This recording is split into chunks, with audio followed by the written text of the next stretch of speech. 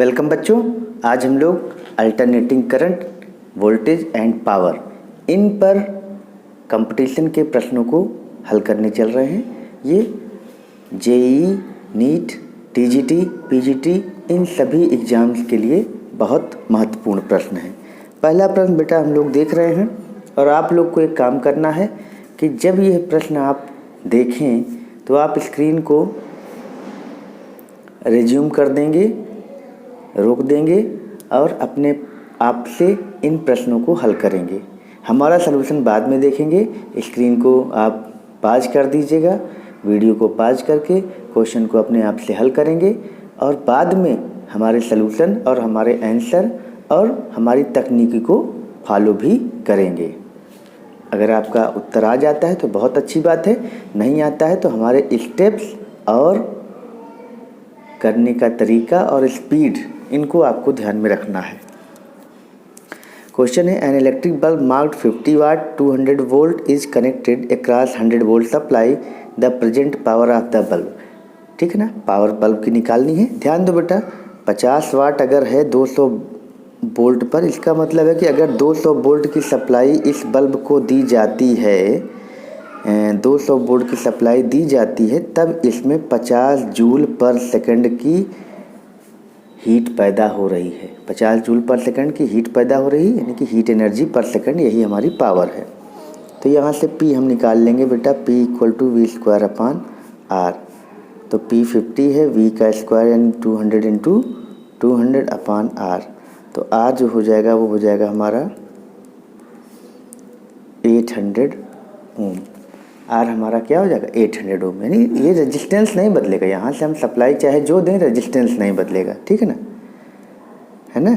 Then eight 100 volt पर क्या होगा, पावर जो हो जाएगी वो क्या हो जाएगी, P = V²/R। अब यहाँ V डैश कर लो तो 100 × 100/R क्या है 800।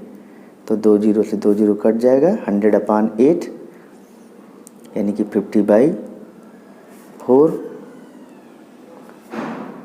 यानी कि 12.5 वाट।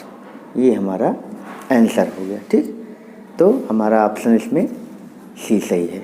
ठीक, चलते हैं अगले प्रश्न की तरफ। अगला प्रश्न हमारा बेटा है, ए स्मॉल वोल्टेज VT, जब T ब्रैकेट में लिखा होता है तो इसका मतलब सभी लोग जानते हैं कि यह वेरिएबल है, टाइम डिपेंडेंट है। VT का मतलब V × T नहीं है, V@T। Voltage at time T is given by V0 sin ωt is applied across ideal capacitor. तो करंट लैग करती है वोल्टेज से 90 degree over a full cycle of capacitor. C does not consume any energy from the voltage source.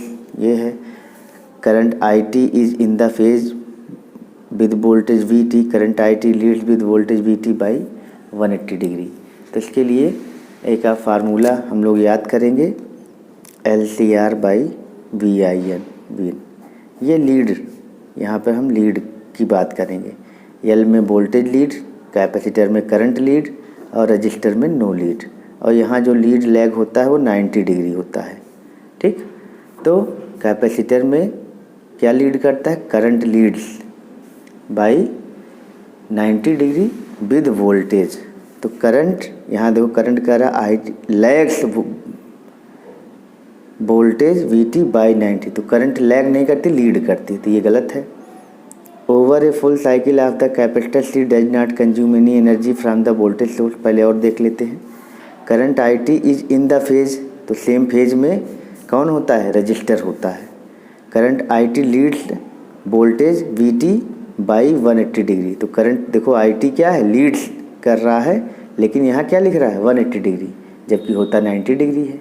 तो current यहाँ IT 90 degree lead करना, ये भी गलत है। यहाँ करंट सेम फेज में है, ऐसा रजिस्टर में होता है।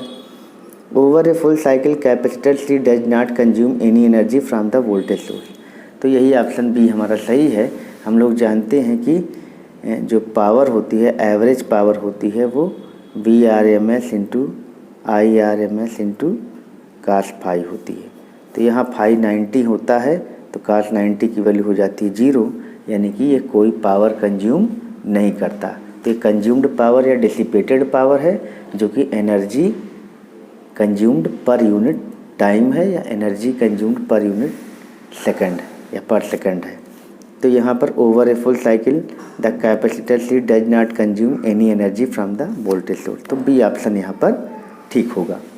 अगला क्वेश्चन हम लोग देखते हैं, जो कि थर्ड क्वेश्चन है। कह रहा है in an AC circuit V and I are given by. तो वी और आई गिवन बाई ये हैं, V equal to 100 sine 100 T volt, I equal to 100 sine 100 T plus pi by 3 milliampere the power dissipated in the circuit. ठीक है ना। तो बहुत अच्छा प्रश्न है, और देखिए कई बार आया हुआ है ये। तो v equal to V naught sine 100 T है, और यहाँ i equal to I 100 sine 100 T plus pi by 3 है। यानी कि यहाँ पर जो फेज का डिफरेंस है इन दोनों में, अगर हम ध्यान दें तो ये तो v नॉट है, ये i नॉट है। साइन के बाद यहाँ 100 टी है, यहाँ साइन के बाद 100 टी प्लस पाई बाई 3 है। तो यहाँ पर v नॉट 100 दिया गया है, और i नॉट जो 100 होगा वो मिली एम्पियर होगा, ये वोल्ट होगा। ध्यान देना, मिली एम्पियर का मतलब 100 इंटू 10 की पावर -3 एम्पियर। ठीक है ना, ये हो गया। और जो फाई है वो पाई बाई 3 है, फेज का डिफरेंस जो है वो पाई बाई 3 है। ठीक है। तो पूछा गया है क्या, पावर डिसिपेटेड। तो अभी पीछे हम लोग जानते हैं V R M S into I R M S into cos phi. V R M S का मतलब V naught upon root 2, 100 upon root 2, ये भी 100 अपान 100 इंटू 10 की पावर -3 अपान रूट 2, और कास पाई बाई 3, पाई का मतलब 180 बाई 3 यानी 60 डिग्री। यानी कि ये हो जाएगा 10 की पावर -3 से यहाँ 3 जीरो कट जाएगा तो केवल 10 बचेगा, अपान ये हो जाएगा 2, और ये हो जाएगा कास 60 भी हो जाएगा 1/2, तो 10/4 यानी कि 2.5 वाट। तो यहाँ पर जो एवरेज पावर डिसिपेट होगी वो 2.5 वाट होगी। ऑप्शन नंबर यहाँ पर सी जो है वो करेक्ट होगा। क्वेश्चन नंबर 4 बहुत ही important. Alternating current can not be measured by a DC ammeter. तो देखो बच्चों, अल्टरनेटिंग करंट जो है वो डीसी से मेजर नहीं की जा सकती। तो देखो ऑप्शन देखते हैं, AC can not pass through DC ammeter. AC DC ammeter से पास नहीं होगी, तो ऐसी बात नहीं है, पास होगी। Average value of the complete cycle is 0। एक कंप्लीट साइकिल में एवरेज वैल्यू जो होती है वो 0 होती है। AC is virtual, AC virtual होती है। AC change in its direction, तो एसी वर्चुअल होती है, एसी चेंज डायरेक्शन करती है, ये सब सही है। लेकिन यहाँ इसका कारण क्या है वो हमको देखना है। एसी चेंज भी होती है डायरेक्शन में, लेकिन एसी के डायरेक्शन में चेंज होने के कारण जो वैल्यू वो मेजर करना चाहिए, वो अगर डीसी से में हम लोग इसको लगाएंगे तो डीसी क्या करती है, एवरेज वैल्यू को मेजर करती है। तो एवरेज वैल्यू कंप्लीट साइकिल की क्या है, ये 0 है। इसलिए डीसी जो होगा वो डीसी एमीटर एसी को मेजर नहीं कर पाता, क्योंकि average value of one complete cycle is 0। आधे साइकिल में वो पॉजिटिव हाफ में चलती है, आधे साइकिल में नेगेटिव हाफ में, तो ये वैल्यू हो जाएगी 0। तो बी ऑप्शन आपका करेक्ट है।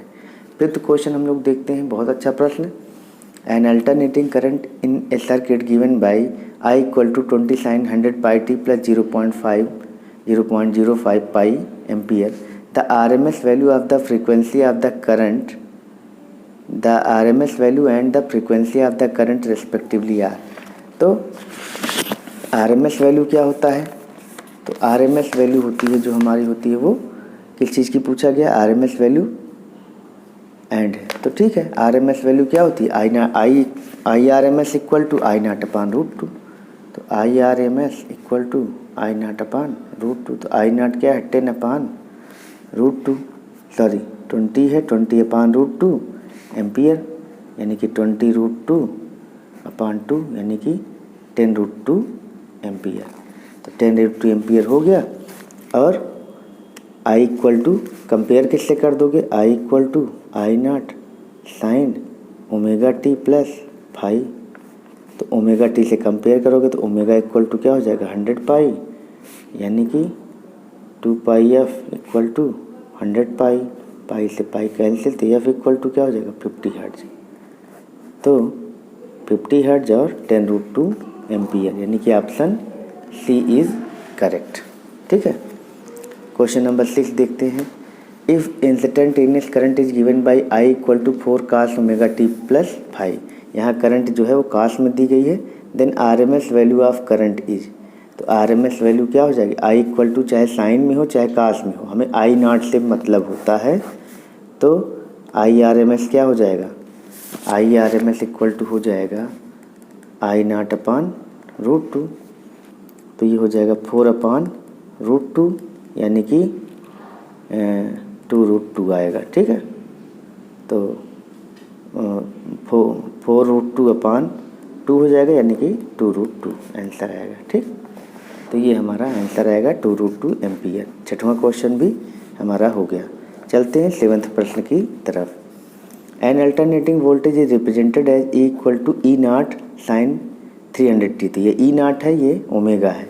The average value of voltage over 1 complete cycle will be, तो अल्टरनेटिंग करंट की जो वैल्यू होती है वो एक कंप्लीट साइकिल में हमेशा क्या होती है, 0 होती है। तो इसका ऑप्शन बिना कुछ देखे हुए ही, क्योंकि साइन का है तो साइन की वैल्यू एक कंप्लीट साइकिल के लिए 0 होती है, तो 7th का जो प्रश्न होगा वो 0 होगा। ठीक, आंसर ए ऑप्शन।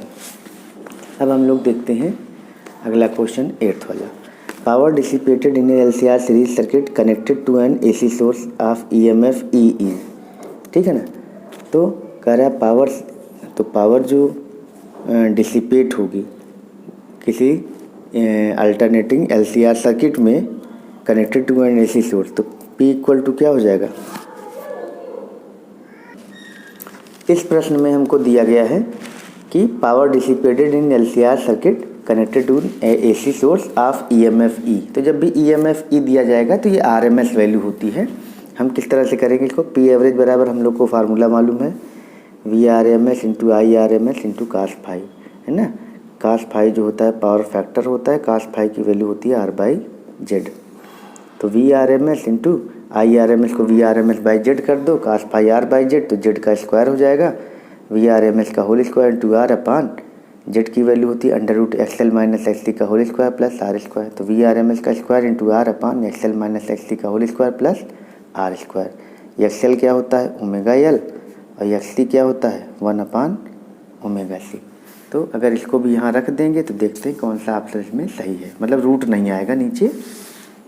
देखो यहाँ रूट आ रहा है, ख़त्म कर दो, यहाँ रूट आ रहा है ख़त्म, ये यहाँ पे ये ऊपर आ रहा है न्यूमेरिक वैल्यू में ई स्क्वायर, देखो R अपान R स्क्वायर प्लस यही XL माइनस XC का होल स्क्वायर, तो यही हमारा आ रहा है VRMS का स्क्वायर इंटू R, यानी कि E का square into R upon XL minus XC का whole square plus R square, तो यही हमारा ऑप्शन हमारा ए क्या है, ऑप्शन ए इज़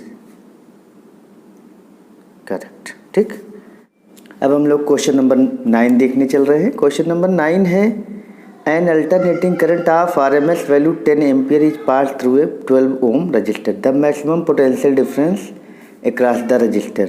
तो मैक्सिमम पोटेंशियल डिफरेंस जो होगा बेटा वो V नॉट होगा, V not equal to I not into R, I not क्या हो जाएगा IRMS √2, ठीक है ना, इंटू R हो जाएगा 12, यानी कि IRMS हमको दिया कितना गया है 10 एम्पियर, तो 10√2 इंटू 12, यानी कि 10 इंटू 1.41 4 इंटू 12, तो 12 4 जा 48, 12 1 जा 12 4 16, 12 4 जा 48 49 और 12 1 जा 12 4 16, एक जीरो बढ़ा देंगे 3 डिजिट पर, ठीक है ना, तो 169.68 इतना हमारा वोल्ट हो गया।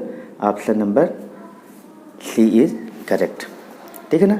क्वेश्चन नंबर 10 एक बहुत ही अच्छा क्वेश्चन है और आज का क्वेश्चन ऑफ द डे है ये, और इस क्वेश्चन को किस तरह से हम लोग हल करेंगे ये देखने हम लोग चल रहे हैं।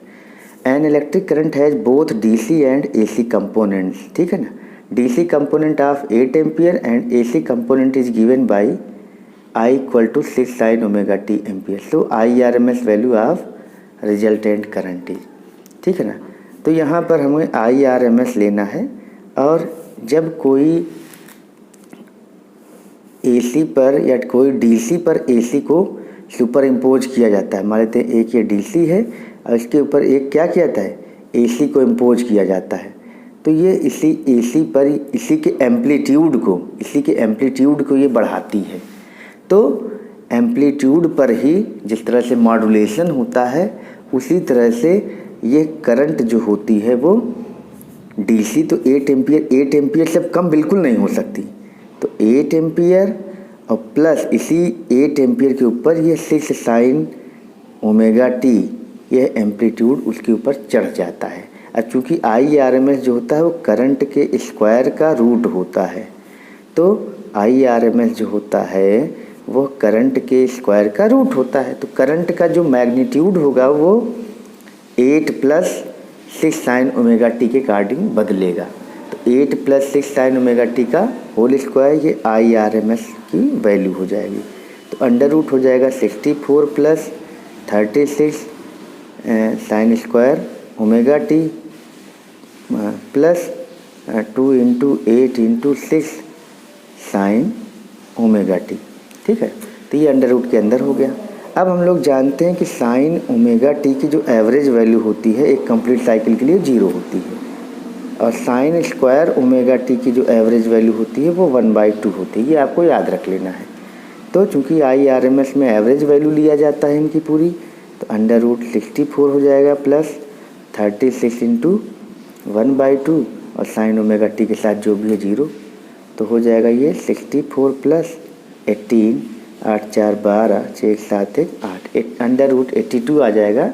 तो ये 9.1 के लगभग अप्रॉक्सीमेट हमारा एम्पियर आएगा। बहुत दमदार प्रश्न है ये, इसको आपको इस तरह से करना है। 9.05 एम्पियर देखिए आ रहा है। तो ये बी वाला ऑप्शन इसका सही है। इसको आप लोग स्क्रीन रोक कर इस तरह से देख लीजिएगा। चलिए आगे चलते हैं। क्वेश्चन नंबर 11 है। ये भी बहुत अच्छा प्रश्न दिख रहा है। 2 electric bulbs marked 25 watt 220 volt and 100 watt 220 volt are connected in series to a 440 volt supply. Which of the bulb will fuse? कौन सा बल्ब फ्यूज होगा? इस प्रश्न में हमको 2 बल्ब दिए हैं, 25 वाट 220 वोल्ट, 100 वाट 220 वोल्ट। तो जब भी कभी पावर और वोल्टेज दिया रहता है तो वहाँ एक चीज़ ज़रूर निकल आती है, वो क्या है? Resistance. 25 watt 220 volt, 100 watt 220 volt. हम जानते हैं कम वाट वाले का इसका आर जो हो जाएगा वो मोर होगा, इसका आर जो होगा वो लेस होगा। तो आर इसको R1 मान लेते हैं, R2। तो R1 = 220 का स्क्वायर अपान 25 और R2 = 220 का स्क्वायर अपान 100। ठीक, तो R1 R2 जानते हैं कम वाट का रेजिस्टेंस ज़्यादा आएगा, ज़्यादा वाट का रेजिस्टेंस कम आएगा। कह रहा है कि ये 440 वोल्ट में सीरीज में जोड़ दिए गए। विच बल्ब विल फ्यूज? तो 440 वोल्ट से इनको जोड़ा गया है। एक बल्ब ये है, एक बल्ब ये है। अब ये 440 वोल्ट से जोड़ा गया है। तो जिसमें करंट ज़्यादा जाएगी 440 वोल्ट से जोड़ा है, जिसमें करंट ज़्यादा जाएगी वही फ्यूज होगा। तो तुम देखो सीधे से एक चीज़ करो कि क्या क्या है, R1 है, ये R2 है। तो किसका अब दोनों में करंट तो एक ही रहेगी, करंट एक ही रहेगी। तो पावर P जो होगा वो हो जाता है वो I² R होता है। तो करंट किस में ज़्यादा चलेगी? अब देखो करंट दोनों के लिए बराबर है, तो जिसका R ज़्यादा रहेगा तो P ∝ R। तो कौन ज़्यादा हीट होगा? जिसका रेजिस्टेंस ज़्यादा होगा वो ज़्यादा हीट होगा। तो कौन फ्यूज होगा? 25 वाट बल्ब विल फ्यूज। जिस करंट ज़्यादा जाएगी वही फ्यूज होगा। ठीक है ना? तो 25 वाट का बल्ब इसमें फ्यूज हो जाएगा। अगला प्रश्न जो है वो the peak value of 220 volt of AC main switch. तो पीक वैल्यू 220 वोल्ट की जो पीक वैल्यू होती है वो क्या होती है? Vrms√2।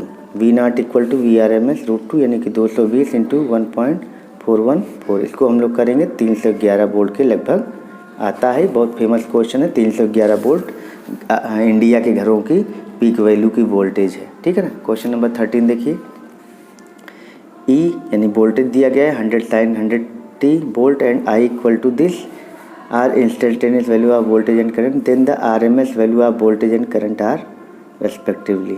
तो RMS वैल्यू ऑफ अगर हम कह रहे हैं वोल्टेज और करंट, तो ये फेज है, फेज से कोई मतलब नहीं होता, तो RMS क्या होगा 100√2 एक हो जाएगा। तो 100√2 का मतलब होता है 100 इंटू 1.414 यानी कि 141.4 वोल्ट। एक तो 141.4 वोल्ट हो जाएगा, और करंट क्या हो जाएगा, यहाँ देखो मिली एम्पियर है, थोड़ा ध्यान देना, हड़बड़ाना नहीं है, नहीं तो हो जाएगा गड़बड़।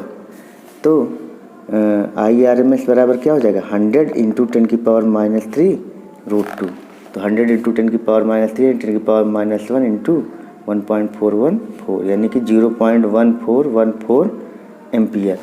तो 0.1414 एम्पियर का मतलब होता है कि अगर 1000 से मल्टीप्लाई करेंगे तो 141.4, इसको अगर हम 141.4 मिली एम्पियर 1000 से मल्टीप्लाई कर देंगे तो ये आ जाएगा।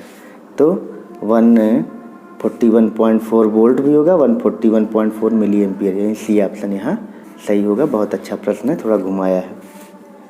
220 volt 50 hertz AC is applied resistor the instantaneous value of voltage.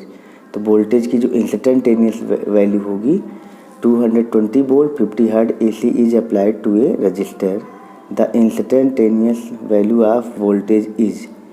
तो इंस्टेंटेनियस वोल्टेज क्या होती है,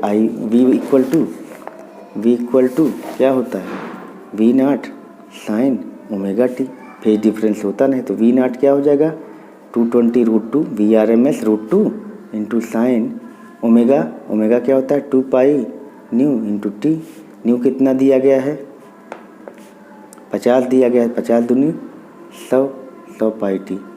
तो 220√2 साइन 220√2 साइन 100πt, पहला वाला ऑप्शन हमारा सही है। जो सप्लाइड वोल्टेज घरों में होता है जाने रहो वो RMS वैल्यू होता है। ये फ्रीक्वेंसी है, न्यू है यानी F है, ठीक। The frequency of AC mains in India, Bharat में जो होती है 50 हर्ट्ज होती है, 50 साइकिल पर सेकंड है ना, और अमेरिका में चाइना में 60 है, ठीक। चलो 16 क्वेश्चन देखते हैं, यही हमारा आज अंतिम प्रश्न है। The RMS value of AC is 50 hertz and AC 50 hertz is 10 ampere. 10 ampere RMS value है, यानी कि IRMS 10 एम्पियर है। 50 हर्ट्ज यानी फ्रीक्वेंसी है। The time taken by the alternating current in reaching from 0 to maximum value and the peak value of the current, है ना। तो यहाँ दो चीज़ निकालनी है, 0 से मैक्सिमम वैल्यू तक और पीक वैल्यू। तो हम लोग पहले पीक वैल्यू निकालेंगे। तो IRMS क्या है, IRMS बराबर है 10 एम्पियर। तो I0 बराबर क्या होता है IRMS √2 यानी कि 10√2 एम्पियर। एक आंसर ये हो गया। तो 10√2 एम्पियर कहीं दिया गया होगा। 10√2 का मतलब होता है 10 इंटू 1.414 यानी कि 14.14 एम्पियर। एक आंसर ये हो गया। 14.14 कहीं आ रहा होगा, अभी 2 में आ रहा है। तो अब टाइम होता है, तो टाइम क्या होता है, देखो मैक्सिमम पहुंचने में जो टाइम होता है वो यहाँ से यहाँ तक का टाइम t होता है, ये t/2 और ये हो जाएगा t/4। तो t/4 is 0 to peak. 0 to peak चाहे वोल्टेज पहुँचे चाहे करंट पहुँचे, t/4 होगा। तो t/4 क्या हो जाएगा, t क्या होता है, यहाँ पे देखो क्या दिया गया है 50 हर्ट्ज है। तो t क्या होता है 1/50 हो जाएगा, 1 फ्रीक्वेंसी अपॉन 4 यानी कि 1/200, ठीक है ना। तो 1/200 क्या हो जाएगा 1/2 इंटू 10⁻² यानी कि 0.5 इंटू 10⁻² यानी कि 0.005 सेकंड। तो 0.005 सेकंड यानी कि 5 इंटू 10⁻³ सेकंड। तो 5 इंटू 10⁻³ सेकंड ये आया है, और क्या आया है 14.14 एम्पियर आया है। तो 14.14 एम्पियर और क्या आ गया 5 इंटू 10⁻³ एम्पियर। तो आज के लिए बच्चों इतना ही। अगले सेगमेंट में हम और कठिन प्रश्नों को लेकर आने वाले हैं। तब तक के लिए गुड बाय, टेक केयर।